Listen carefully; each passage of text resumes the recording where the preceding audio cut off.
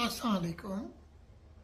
माहौलियात और हम और मौसमियाती तब्दीली के एक और प्रोग्राम के साथ आपकी खिदमत में हाजिर। लॉस एंजलिस में इस वक्त 6:30 तकरीबन बज रहे हैं शाम के। पाकिस्तान में सुबह का वक्त है। हाल ही में बहुत ज़्यादा जिक्र हुआ है कि इस्लामाबाद में डिफॉरेस्टेशन हो रहा है। उसमें डेवलपर्स को ऑथराइज किया जा रहा है कि वो एरियाज़ को क्लियर कर लें और जो मलबरी ट्री है जिसको कि प्लान है रिप्लेस करने का, सिर्फ उसको काट सकते हैं, दूसरे दरख्तों को नहीं काट सकते। और मैच्योर ट्रीज को काटना तो सबसे बड़ा क्राइम है। वजह कि ये कार्बन को स्टोर करते हैं। ये क्लाइमेट चेंज में हमें बहुत ज़्यादा उसको ठीक रखने में मदद करते हैं। तो ये रिपोर्टिंग इंटरनेशनल मीडिया में भी हुई है कि कोई 4 एकड़ का ऐसा एरिया है जिसको कि बिल्कुल ट्री से खाली कर दिया गया है डेवलपर के लिए। और मलबरी ट्री को काटना और उसको रिप्लेस करना लोकल ट्री से, ये सीडीए ने काफ़ी पहले डिसाइड कर लिया था। 1966 का एक रूल है। इसके बाद 1992 का मेरा ख्याल है रूल है। 1992 का एक रेगुलेशंस हैं। हमारे यहाँ मसला ये है कि रेगुलेशंस को हम लोग खुद ही वायलेट करते हैं। सीडीए के रेगुलेशन है, सीडीए की मर्जी के बगैर एक दरख्त भी नहीं काट सकता। तो कहीं ना कहीं कोई कोताहियाँ हो रही हैं। मैं आपसे थोड़ा सा इस मौजू को समझने की कोशिश करते हैं कि सूरज की रोशनी के साथ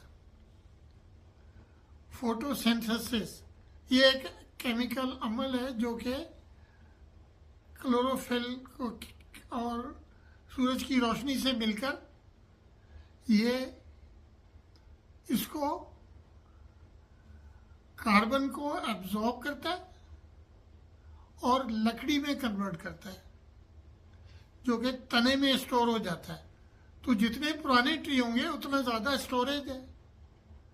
तो इनको काटने से बहुत बड़ी हम तबाही कर रहे हैं अपने माहौल की और क्लाइमेट चेंज के जो एडवर्स इम्पैक्ट हैं, जो ख़राब इम्पैक्ट हैं, उनको बढ़ा रहे हैं। मैंने सिर्फ 2 स्लाइड्स इसमें डाली हैं ताकि आप उसको समझ सकें कि प्रोसेस क्या है और ये इंतहाई ज़रूरी है। एक और जो हमारे माहिर हैं हॉर्टिकल्चरिस्ट, उन्होंने ये कहा कि अगर एक नीम का दरख्त घर में लगा हुआ हो अच्छे साइज का, तो वो 20 के करीब जो एयर कंडीशनर्स हैं उनसे जो इमिशन हो रही है, जो पोल्यूशन हो रहा है, उसको एब्जॉर्ब कर लेता है। इसी तरह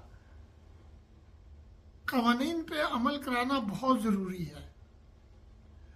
मैं आपसे एक प्रैक्टिकल चीज़ का जिक्र करता हूँ, आपसे शेयर करता हूँ कि मैं एक लैंडफिल बनाने के लिए हमने एक जगह खरीदी, उसमें ट्रीज थे।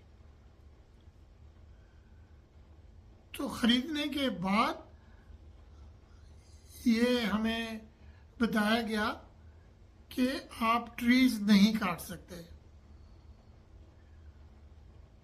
फिर डिसीजन ये हुआ कि कोई भी 8 इंच से मोटा, 8 इंच तक का दरख्त काटा जाएगा। उसके बदले में हम एक जगह रिजर्व करेंगे, यानी एडिशनल लैंड लेंगे 200-300 एकड़, और उस पर हम हर दरख्त के बदले में 10 दरख्त प्लांट करेंगे और हमारी जिम्मेदारी होगी कि जब तक वो 8 इंच के या 10 इंच का या 12 इंच का वो प्लांट ना हो जाए, हमारी जिम्मेदारी है कि उसकी देखभाल करना। तो हमने ये किया, उसके बगैर हमारा प्रोजेक्ट नहीं जा सकता था। तो ये एक बहुत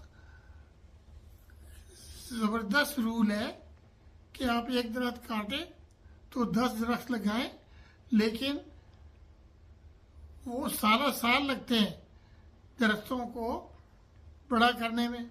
तो उस तरह के ट्रीज देखें, उस तरह की स्पेसीज देखें जो जल्दी बड़ी हो जाएं।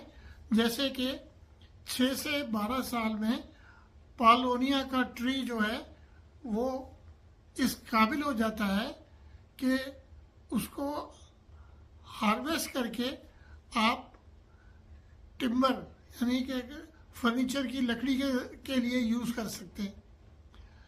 तो अगर वो ट्रीज़ अगर हम सेलेक्ट कर लें जो कि जल्दी ग्रो होते हैं, हमारी क्लाइमेट को सूट करते हैं, तो हमें बेतहाशा फ़ायदा हो सकता है। लेकिन बॉटम लाइन ये है, क़वानीन पर अमल करवाना वो हमारे मुल्क में